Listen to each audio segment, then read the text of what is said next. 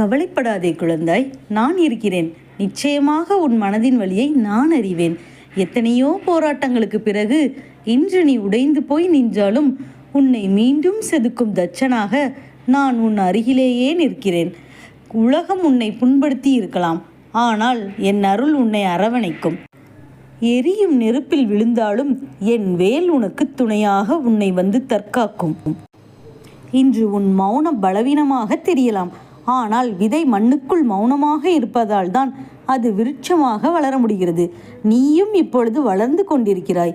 என் கையில் இருக்கும் வேல் எப்படி கூர்மையாகவும் ஆழமாகவும் இருக்கிறதோ அதுபோல் உனக்கு ஏற்பட்ட இந்த துன்பமும் உன்னை சிதைக்க அல்ல, உன்னை செதுக்கவே வந்தது.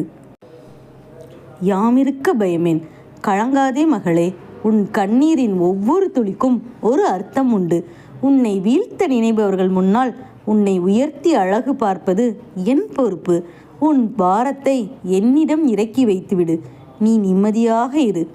முருகா என்று ஒருமுறை மனதார கூப்பிட்டு உன் இதய துடிப்பில் நான் கலந்து விடுவேன். காலம் எல்லாவற்றையும் மாற்றும். உன் காயங்கள் வடுக்களாக மாறி அவை உன் வெற்றி கதையை சொல்லும். துன்பங்களை என்னிடம் கொடுத்துவிடு. உன் புன்னகையை நீ எடுத்துக்கொள். செந்திலாண்டவன் துணை இருக்க எதற்கும் கலங்காதே.